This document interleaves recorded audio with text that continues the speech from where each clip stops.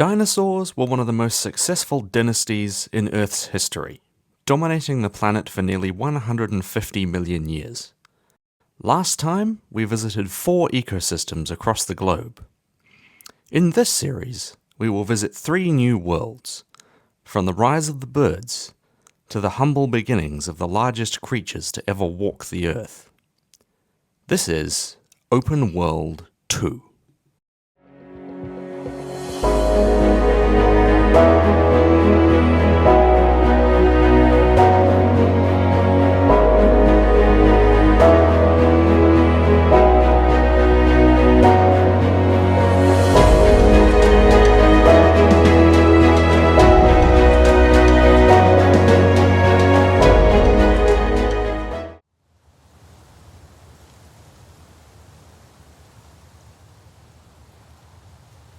The vast expanse of the Patagonian floodplain. This is normally the stomping ground for giants, but today all is silent. Noises can be heard from beneath the soil.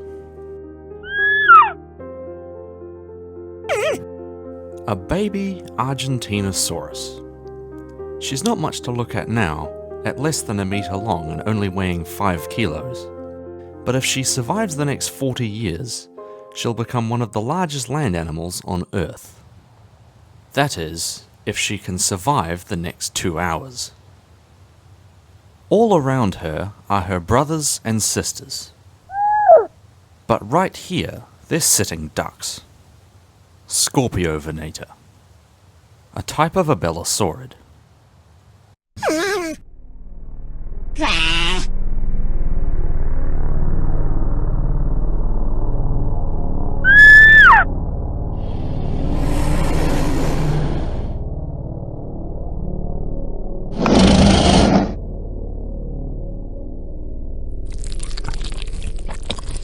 While the hunter feeds, the rest of the youngsters move away,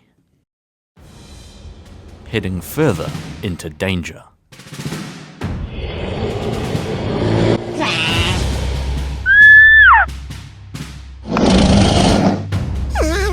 Compared to their elders, baby sauropods can run surprisingly fast, but not fast enough to outpace the predator.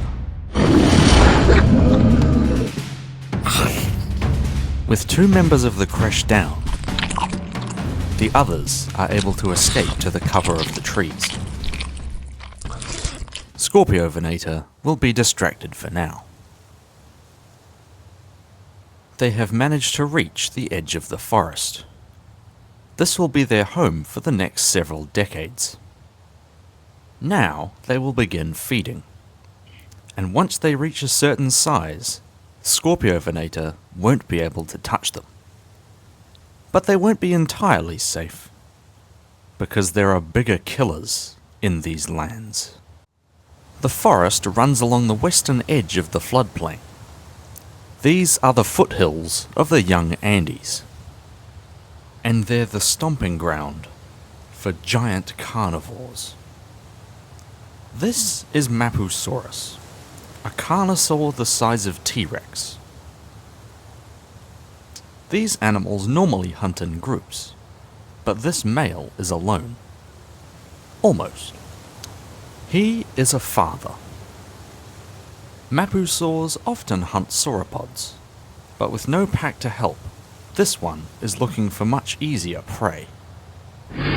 And these ornithopods are ripe for the taking. His target is the teenager. Approaching from downwind, he has a good chance of a successful ambush.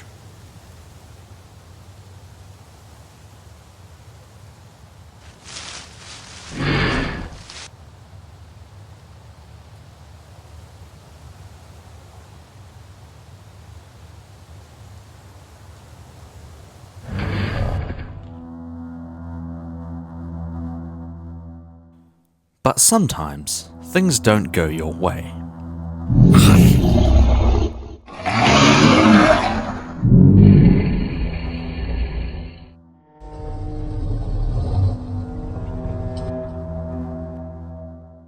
Another Mapusaurus, much bigger than he is. This is not necessarily a fight he can win. The larger carnivore is nearly 2 meters longer. That size gives him a weight advantage.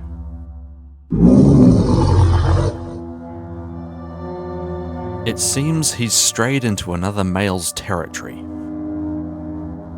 But he's still got young to protect, and a claim to this meal.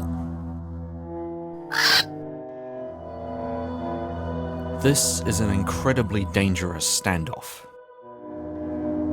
The larger male could easily kill him.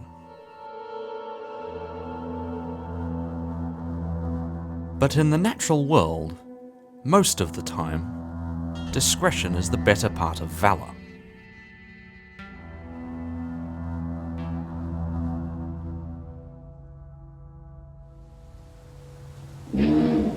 It's not worth the risk. He has young to take care of, and getting injured could have dire consequences. It's time to leave, and let the victor claim the spoils. It has been 2 months since the babies hatched, and the creche continues to move. Only 3 of the original 8 remain. They're starting to lose their safety in numbers. For reassurance, they have been living near ornithopods, but even this fully grown adult is still a target for the large carnivores that live here. They're still at risk from predators like Scorpiovenator. But this one seems disinterested. But perhaps it was scared off.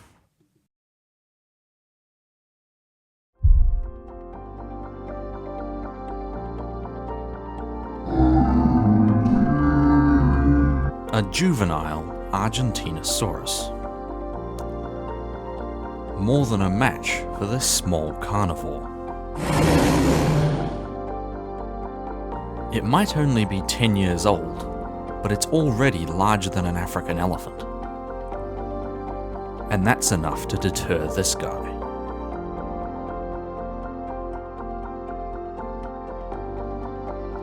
And a bigger Argentinasaurus means protection. Even if this individual is not related to them, the baby titanosaurs still follow.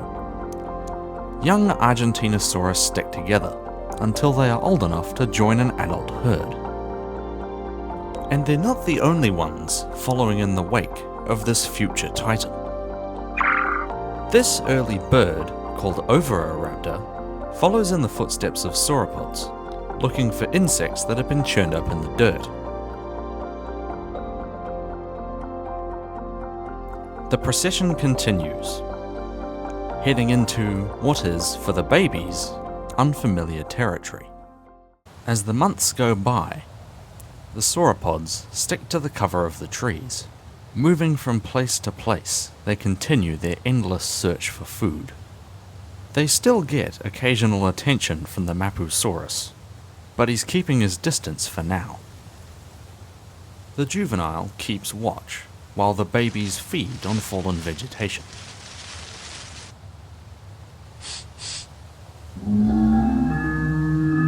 The juvenile has an instinct to be wary. She might be big enough to scare off a Scorpiovenator, but something else is always nearby.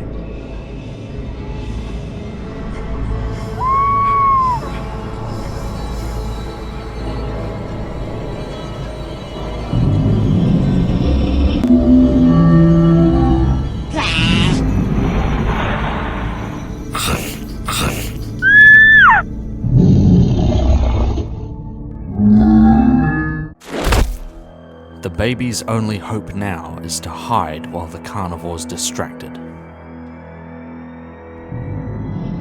It looks like it's over, but sometimes help can come from the oddest of places.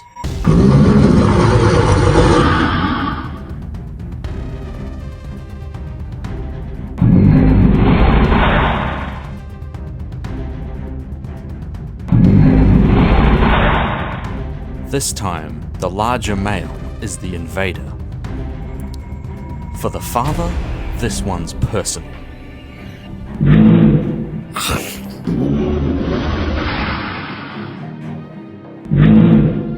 In any normal confrontation, two large carnivores wouldn't be this savage. But over territory, they can be unusually aggressive.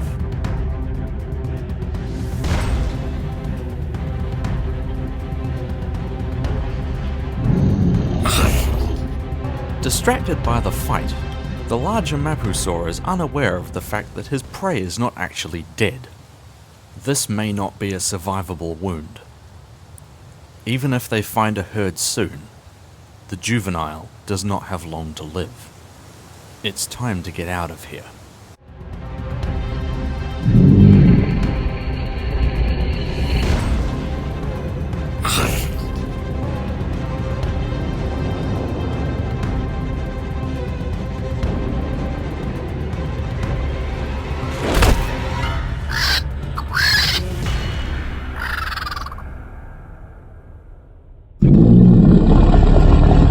A couple of days have passed, and for the first time, a baby is leading the procession. The wound on the juvenile's side is causing it to fall behind. And to make matters worse, their troubles are far from over. All he has to do is wait for the juvenile to die. And even though that might be coming soon, it's about to be the least of his concerns. This isn't an earthquake, but it's still a big surprise.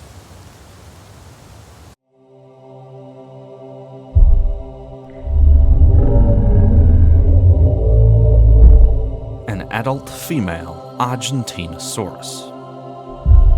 At 37 meters and 96 tons, she's the largest animal to walk on the face of the planet.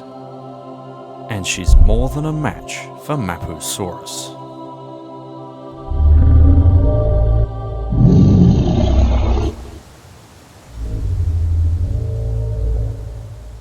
She's solitary because she lost her herd. But maybe not all of it. Even this relentless hunter knows when it's time to give up. Without a pack, he stands no chance against the Titan.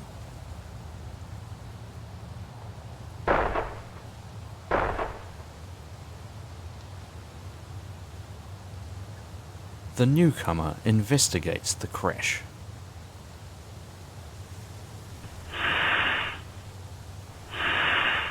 She recognizes their smell, and they in turn recognize hers, thanks to something she left for them at the nest site. This is their mother. For the babies, this is a new step in their journey. But the juvenile has reached the end of the line. The bond shared between these sauropods is broken. The juvenile is no longer the creche's protector. With their mother to look after them, the baby sauropods move on.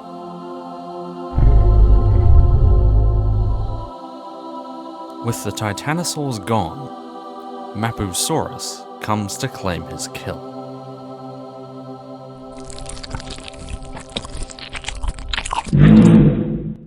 The sauropod nesting ground, used by hundreds of generations over thousands of years. Now, new faces are arriving. The last member of the creche. She has not been here since she hatched nearly 25 years ago.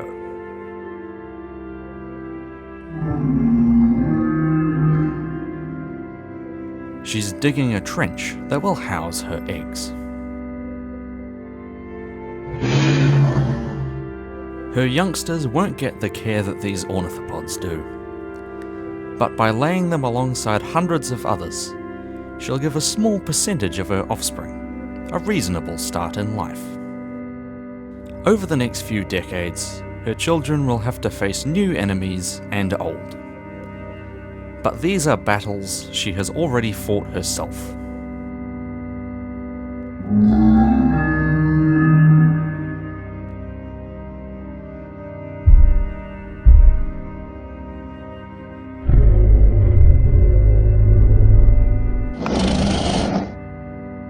We have now reached a point where the giant titanosaurs are at the height of their power. Patagonia is a land of behemoths. This is the beginning of a new cycle of life. But eventually, the luck of these magnificent animals will start to run out.